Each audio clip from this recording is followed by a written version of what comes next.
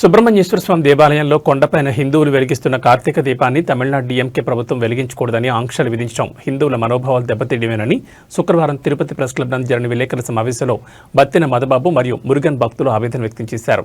తిరుపతి కొండపై జైన్, ముస్లిం, హిందువులకు సంబంధించి ఆరాధనా స్థలాలున్నాయని, నాటి బ్రిటిష్ ప్రభుత్వం దీపం వెలిగించరాదని ఆంక్షలు విధించిందని, అయితే స్వామినాథన్ అనే న్యాయవాది సుప్రీంకోర్టులో దీపం హిందువులు వెలిగించుకోవచ్చని తీర్పునివ్వడం జరిగిందన్నారు.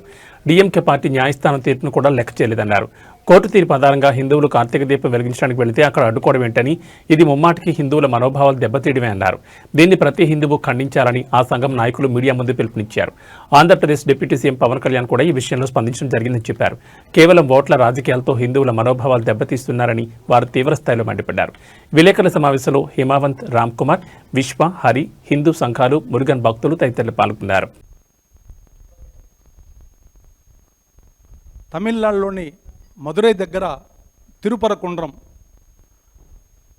సుబ్రహ్మణ్య స్వామి మురుగన్ దేవాలయము. ఆ దేవాలయంలో డిసెంబర్ 4th ఈ కార్తీక మాసం సందర్భంగా ఒక కార్తీక దీపం పెడతారు. అక్కడ కొండ ఉంది. కొండ్రం అంటేనే కొండ, అంటే కొండ్రం అంటే కొండ, స్వామివారి కొండ. ఇది 6వ శతాబ్దం నుంచి సుబ్రహ్మణ్య స్వామి సంబంధించి ఒక టెంపుల్. అది బాగానే ఉందిలే.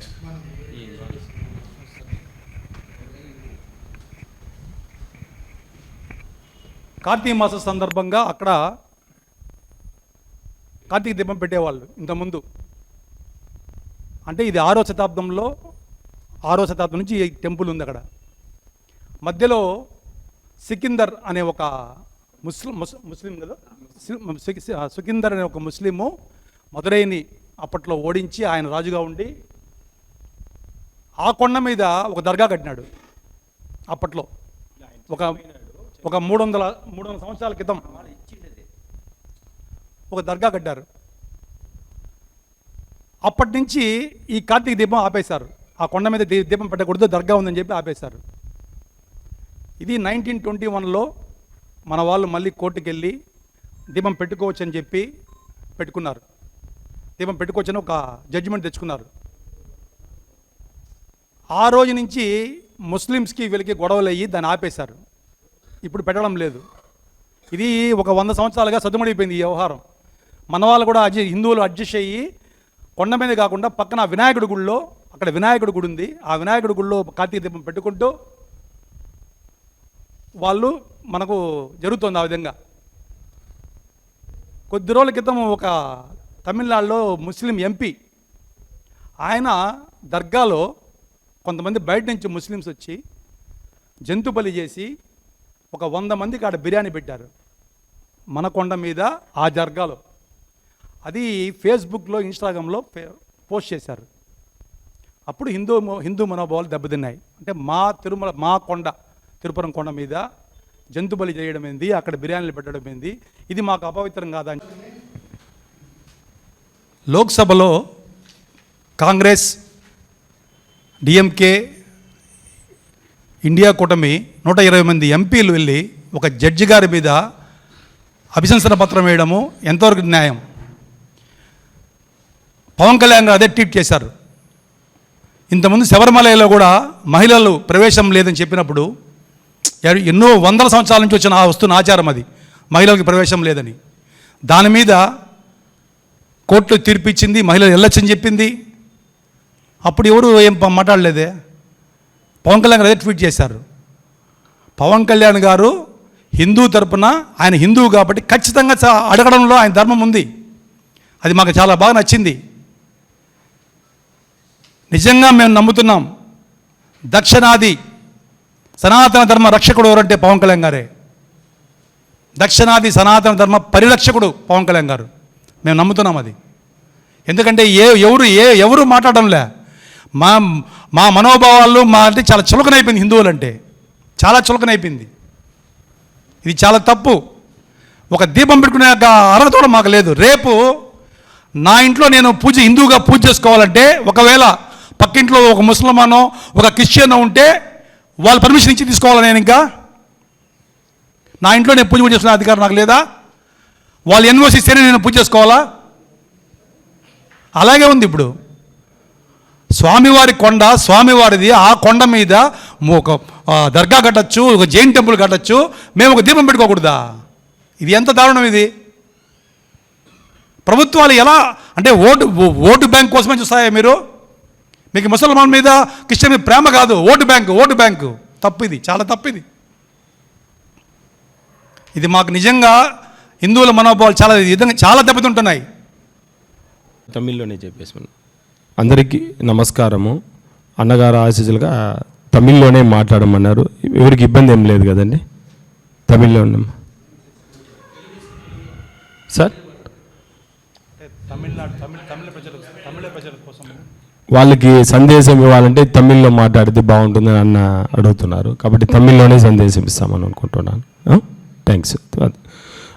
వెట్రివేలు మురుగనుకు వెంకటేశ్వర స్వామి గారికి హలో నమస్తే. ఇప్పుడు ఈ விஷயம் வச்சு திருப்பரம் குன்றம் மலையை பற்றி இப்போ இங்கே பேசுகிறதுக்கு தான் நாங்கள் வந்திருக்கோம்.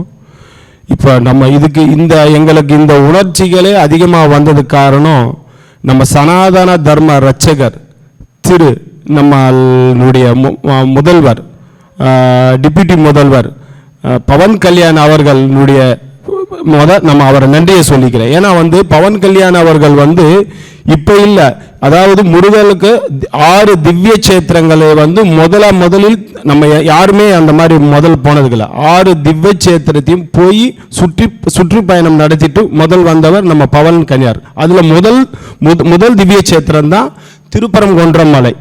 திருப்பரங்குன்றம் மலையில் தான் இப்போ இந்த பிரச்சனை எப்போத்துல இருக்குன்னா கிட்டத்தட்ட ஒரு 300 ஆண்டுகளாகவே நம்மளுக்கு இந்த பிரச்சனைகள் இருக்கு. தீபம் பிரிட்டிஷ் காலத்தில்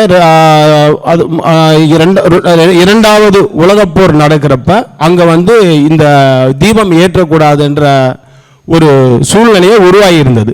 ஆனால் இப்போதைக்கு நமக்கு 75 ஆண்டுகள் ஆச்சு சுதந்திரம் நம்ம அடைந்து. இந்த 75 ஆண்டுகளில் நமக்கு 1920 நமக்கு ஒரு தீர்ப்பு கொடுத்தாங்க. இது சிக்கந்தர் மலை கிடையாது, இது முருகனுடைய படை தான், முருகனுடைய மலைன்னு தீர்ப்பு கொடுத்தாங்க. ஆனாலும் அங்கே தீர்ப்பு கொடுத்த பிறகு கூட நம்மளால் அங்கே தீபம் ஏற்ற முடியலை.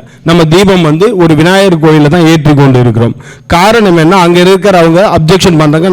நம்மளுடைய நிர்வாகியாக இருக்கிற இப்போ இருக்கிற இந்த கட்சி சம்மந்தப்பட்டவங்க அது ஏற்றுறதுக்கு தடை உத்தரவு ఇండియాలోనే మన ఎన్డీఏ కూటమి, భారతీయ జనతా పార్టీ కానీ, ఇక్కడ ఆంధ్రప్రదేశ్లో మన ఎన్డీఏ కూటమి టీడీపీ కానీ, జనసేన కానీ, బీజేపీ కానీ, ఈ విధంగా మన పార్టీ నరేంద్ర మోడీ గారు గత 15 సంవత్సరాలుగా భారతదేశ చరిత్రలోనే ఆయన ఒక ప్రత్యేకంగా హిందుత్వాన్ని బలంగా అటు కాశ్మీర్ నుంచి కన్యాకుమారి దాకా హిందూయిజాన్ని, దేవుడు, భక్తి, ఈ విధంగా ప్రతి ఒక్క దాని మీద ఆయన తీసుకెళ్తూ భక్తి రూపంలోకి మారుస్తున్నాడు. అలా ఈరోజు ఇక్కడ దక్షిణ ఇండియాలో పవన్ కళ్యాణ్ గారు, మన డిప్యూటీ సీఎం, ఒక హిందువులకి మనోభావాలు దెబ్బతింటున్నాయి. ఆయన ఏమంటున్నాడంటే ప్రతి ఒక్క కులము, ప్రతి ఒక్క మతము, ఎవరి దేవుళ్ళు వాళ్ళకి గొప్ప, ఎవరి కులం వాళ్ళకి గొప్ప, ఎవరి మతం వాళ్ళకి గొప్ప. ప్రతి ఒక్కరూ వాళ్ళ మతాన్ని, వాళ్ళ కులాన్ని, వాళ్ళ చరిత్రని, వాళ్ళ దేవుళ్ళని వాళ్ళు పూజించుకుంటారు. కాకపోతే ప్రత్యేకించి ఈరోజు రాష్ట్రంలో కానీ, దేశంలో కానీ ఎన్నో అఘాయిత్యాలు జరుగుతున్నాయి. ఎస్పెషల్లీ చెప్పాలంటే హిందుత్వంలో, హిందూ గుళ్ళు పైన కానీ, దేవుళ్ళ పైన కానీ జరిగే అరాచకాలు ఎన్నో జరుగుతున్నాయి. దాన్ని ఆపాలి. ఇట్లాంటి అఘాయిత్యాలు జరగకూడదు.